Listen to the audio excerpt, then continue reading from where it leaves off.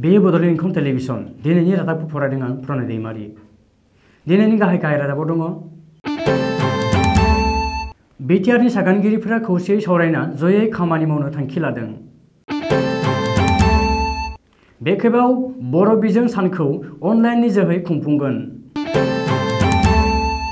59थि बर' बिजों सानखौ नोजोर होनानै बर' रायग्रा जथुमा गिबियै हामलायथि हरदों।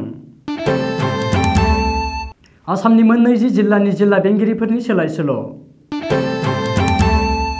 मेट्रिक आरो ओइचएस जोबथा आनजादनि फरायसाफोरा मोनथामल' आयदायाव आनजाद लिरनो नांगोन।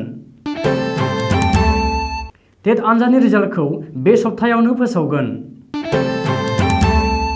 कभिड भेक्सिन होनायाव भारतआ उनफिनना दङ। सिबिआइआ तृणमूल कंग्रेस मन्थ्रिफोरनि सायाव एक्शन लानायाव ममता बेनार्जीआ गावखौबो ग्रेप्तार खालामनो बुंदों। इजराइलआ हमास दैदेनगिरिनि बिल्डिंखौ थेर-बेथेर खालामबाय। गोदानै सा 33 फिलिस्तिननि खहा। अनुष्का आरो क'हलीआ फान राइजारनि जोहै गासै 11,39,11,820 रां बुथुमनो हाबाय।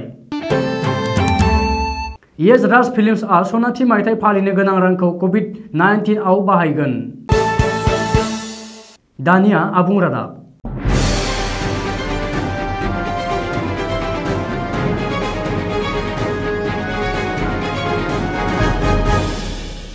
एबसुनि हांख्रायनाय बादियै बिटिआर गोरोबथानि सागानगिरिफोरा मैया मानास हायुङारि हाग्रामानि आइबिआव जयै जथुमदों।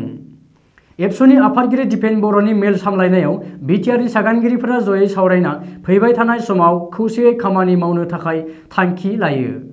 सुलुङाव फोरमायथिनाय बादिब्ला बे जथुमाव बिटिआरनि सागानगिरिफोर फारियै बिटिसिनि गाहाय प्रमद बर', बिटिसिनि लेङाइ गाहाय गबिन्द बसुमतारी, धीरेन्द्र बर', एमसिएलए अमर बसुमतारी एबा बि सावरायग्रा, बारग' एनडिएफबि आरनि गाहाय नेहाथारि बि अनजालु, आसामनि केबिनेट मन्थ्रि इउजि ब्रह्म, बिटिसिनि मावफुं सोद्रोमा रनजित बसुमतारी एबा बि आर फेरेंगा, इउपिपिएल दोलोनि एमएलएफोर आरो गोबांसा दैदेनगिरिफोरा बाहागो लायो।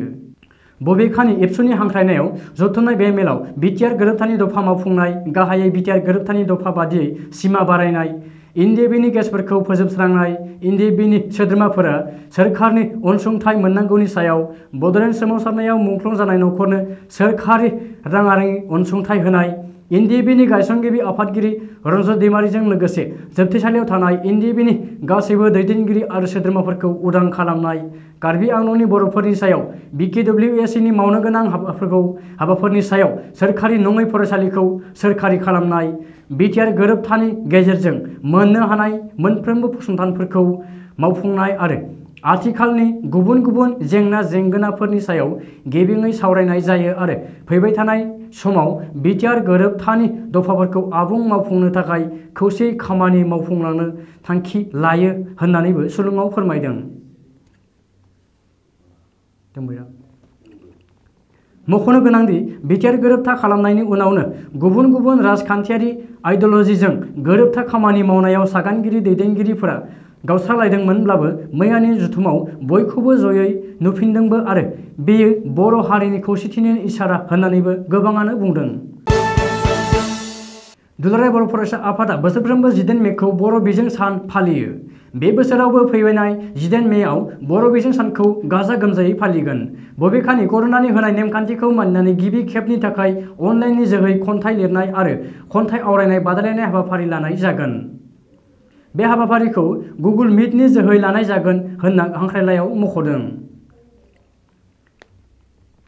दुलाराय बर' फरायसा आफादनि आफादगिरि मुस्रि दिपेन बर'आ फुंनि 9:30 आव हाबाफारिनि थांखि आरो नोजोरखौ बिजिरनायजों हाबाफारिखौ नेमखान्थि बादियै बेखेवगोन।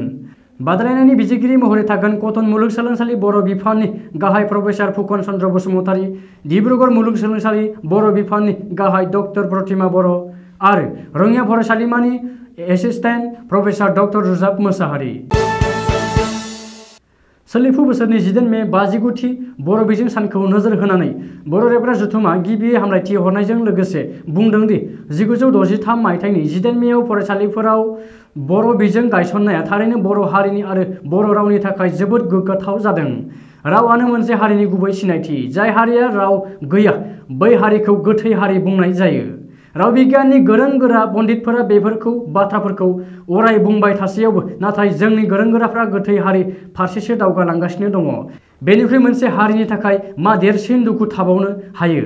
मख'नो गोनांदि बर' बिजों गायसनथाय फालिथाय बुब्लियाव बयखौबो बर' रावखौ फोथांनो फेहेरनो आरो बर' रावनि थाखाय गनायथिनाय हांखोफोरखौ बाहायनानै बर' राव थुनलाइ सुजुनो बयखौबो गोसो गोरबोजों खावलायनाय जाबाय होननानै बर' रायज्लायग्रा जथुमनि गाहाय नेहाथारि आनन्दराम औवारिया फोरमायहरनायजों लोगोसे गिबियै गाहाम हामलायथि हरदों। रायजोनि माखासे जिल्लानि एसपिफोरखौ सोलाय सोल' खालामनायनि साननै उनावनो माखासे जिल्ला बेंगिरिफोरखौबो सोलाय सोल' खालामदों। बिजेपि दैदेननाय मित्रजोत सोरखारा रबिबारखालि गांसे बिथोनलाइ जारि खालामनानै मोन 20 जिल्लानि जिल्ला बेंगिरिफोरखौ सोलाय सोल' खालामदों। बिथोनलाइयाव फोसावनाय बादियै आसाम सोरखारनि राङारि बिफाननि डिपुटि सेक्रेटारि आयर गार्डखौ बाक्सानि जिल्ला बेंगिरि महरै पस्टिं खालामबाय। बिथोनलाइयाव फोसावनाय बादियै आसाम सोरखारनि राङारि बिफाननि डिपुटि सेक्रेटारि आयर गार्डखौ बाक्सानि जिल्ला बेंगिरि महरै पस्टिं खालामबाय। बेबादिनो तेजप्रसाद भुसलखौ बरपेटा जिल्लायाव, बिनिता पेगुखौ चराइदेव जिल्लायाव, नरेन्द्र कुमार साहाखौ चिरां जिल्लायाव, प्रभाती थावसेनखौ दरं जिल्लायाव, मेघानिधि दाहालखौ क'क्राझाराव, डक्टर पि उदय प्रवीणखौ उदालगुरियाव, पि बिजय भास्कर रेड्डीखौ धेमाजि, अम्बामथन एमपिखौ धुबरी, मीनाक्षी दास नाथखौ गवालपारा, मनभेन्द्र प्रताप सिंहखौ गलाघाट, रहान कुमार झाखौ हाइलाकान्दी, अशोक कुमार बर्मनखौ जरहाट, सुमित सत्यवानखौ लखिमपुर, खरगेश्वर पेगुखौ करिमगंज, गीतामणि फुकनखौ नलबारी, पावार नारसिं सम्भाजीखौ तिनसुकिया, हेबारे निसार गौतमखौ साउथ सालमारा मानकासार, प्रतिभा राम कौनखौ सनितपुर, श्रीमती उत्पला सैकियाखौ कार्बि आंलं जिल्लानि गोदान जिल्ला बेंगिरि महरै ट्रेन्सफार खालामबाय। कर'ना भाइरासनि थासारिया गाहामाव फैनाय लोगो लोगो देग्लायनि मेट्रिक आरो ओइचएस जोबथा आनजादखौ खुंगोन। बेनि थाखाय सोलोंथाइ बिफाना लाहार फाहार खालामगासिनो दङ। मख'नो गोनांदि मेट्रिक आरो ओइचएस जोबथा आनजादनि फरायसाफोरा मोनथामल' आयदायाव आनजाद लिरनो नांगोन। फरायसाफोरा गाव मोजां मोननाय मोनथामल' आयदायाव आनजाद लिरना मेट्रिक आरो ओइचएस जोबथा आनजादखौ उथ्रिसार जानो हागोन। आथिखालनि थासारिखौ नायनानै सोलोंथाइ बिफाना बे बिथांखिखौ लादों होननानै सोलोंथाइ मन्थ्रि डक्टर रनज पेगुआ सुलुङाव फोरमायदों। बबेखानि देग्लायनि मेट्रिक आरो ओइचएस जोबथा आनजादखौ 15 साननि गेजेरावनो खुंनो थाखाय सोलोंथाइ बिफाना थियारि आरो फैगौ 25 मे खालारनि गेजेराव बिथांखि लागोन होननानैबो सोलोंथाइ मन्थ्रिया फोसावदों। सोलोंथाइ मन्थ्रिया खौरांगिरिनि सिगाङाव बुंदों दि सोलोंथाइ बिफाना सावस्रि बिफाननि गनायथि आरो गाइडलाइन मोनाब्लानो देग्लायनि मेट्रिक आरो ओइचएस जोबथा आनजाद खुंनो थाखाय थियारि, नाथाय आनजाद खुंनो हानाय हायिया थासारिनि सायावसो सोनारगोन। सेबा आरो काउन्सिलआ 15 साननि गेजेरावनो आनजाद खुंनो थियारि, नाथाय दासिमबो बेनि सायाव जोबथा बिथांखि लायाखै होननानैबो सोलोंथाइ मन्थ्रिया फोरमायदों। सोलोंथाइ बिफाना खुंनाय टेट आनजादनि रिजाल्टखौ बे सप्तायावनो फोसावगोन होननानै फोरमायदों आसामनि सोलोंथाइ मन्थ्रि डक्टर रनज पेगुआ। सोलोंथाइ मन्थ्रि डक्टर रनज पेगुआ रबिबारखालि खौरांगिरिफोरजों मोगा-मोगियाव फोरमायथिनाय बादिब्ला आसाम हायार सेकेन्डारि टेट आनजादनि रिजाल्टखौ जोबोर थाबैनो आरो सोलिफु सप्तानि गेजेरावनो फोसावगोन। बेनि थाखाय लाहार फाहार खालामनाया सोलिगासिनो दङ। मख'नो गोनांदि हायार सेकेन्डारि टेट आनजादनि रिजाल्टखौ बे सप्तानि गेजेरावनो फोसावगोन होननानै सोलोंथाइ मन्थ्रिया टुइट खालामनानै फोरमायदों। भारत हादरा नोगोरारिफोरनो गिख्रंथाव कर'ना भाइरास एबा कभिड होबथाग्रा भेक्सिन होनायाव फेलें। गुबुन हादरनि रुजुनायाव भारतआ कभिड भेक्सिन होनायाव उनफिनना दङ। रिपर्ट बादिब्ला नोगोरारिफोरनि जौखोन्दो हिसाबै भारतआव सा 100 सुबुंनि गेजेराव 13 सायाल'सो कभिड भेक्सिन मोनदों। भारतनि गासै सुबुं सानखोनि 3% कभिडनि नैथि ड'ज भेक्सिन मोननो हाबाय। 10% नोगोरारिफोराल' कभिडनि गिबि ड'जखौ मोननो हादों। ओरैहाय बुहुमनि गेजेरावनो बांसिन भेक्सिन होदों इजराइलआ। सुबुं सानखोनि जौखोन्दो हाराव 121 सा सुबुंनो इजराइलआ भेक्सिन होबाय। 100 सा सुबुंनि गेजेराव इउएइआ 115, चिलीआ 86, इउकेआ 82, आमेरिकाया 80, जार्मानिया 47, कानाडा 47, ब्राजिल 24, चीन 27, रासिया 16, स्पेन 46, मेक्सिक' 17, सौदी आरब 34, इटाली 44 सुबुंनो भेक्सिन होबाय। नाथाय भारतआ दासिम 100नि गेजेराव 13 सानल' भेक्सिन होनो हादों। बेखौ नोजोर होयोब्ला कभिड भेक्सिन होनायाव भारतआ जोबोरैनो उनफिनना दङ। सोनाब बेंगलाव तृणमूल कंग्रेसआ सोरखार दानायनि उनावनो नारदा स्टिं टेप केसनि नायबिजिरनायखौ जागायफिनबाय। नारदानि जाथायाव दायनिगिरि जाबसिनजानाय केबिनेटनि मन्त्रि फिराद हाकिम, टीएमसीनि एमएलए मदन मित्र, सुब्रत मुखार्जी आरो आगु बीजेपीनि मन्त्रि शवन चेटार्जीनि न'आव सीबीआईआ नायबिजिरहोयो। बेनि उनाव बिथांमोनखौ सीबीआईआ गावसोरनि मावख'आव लानानै थाङो। दायो टीएमसीनि मन्थ्रिफोरखौ सीबीआईआ लाबोनायनि उनाव सोनाब बेंगलनि राजखान्थि बिथिङाव गाज्रि थासारि सोमजिनायखौ नुनो मोन्दों। मन्थ्रिफोरनि फारसे सापर्ट खालामनायखौ नुनो मोन्दों। बेनि गेजेरावनो गिबि मन्थ्रि ममता बेनार्जीआबो सीबीआईनि मावख'सिम सौहैयो। बिथांमोनखौ दायो सीबीआई गोजौ थाखोनि अफिसार्सफोरा सोंथिजों जेरा खालामगासिनो दङ। मिथिना मोननाय बादिब्ला गिबि मन्थ्रि ममता बेनार्जीआ सीबीआईनि अफिसार्सफोरखौ बुंदों दि जुदि नोंथांमोना बिसोर साब्रै मन्थ्रिफोरखौ ग्रेप्तार खालामो अब्ला बिथांखौबो ग्रेप्तार खालामनांगोन। रायजो सोरखार आरो कर्टनि नटिस गैयाबालासिनो बिथांमोनखौ हमनो हाया। जुदि ग्रेप्तार जाथारो अब्ला बिथां ममताया गावखौबो ग्रेप्तार खालामनो खावलायदों।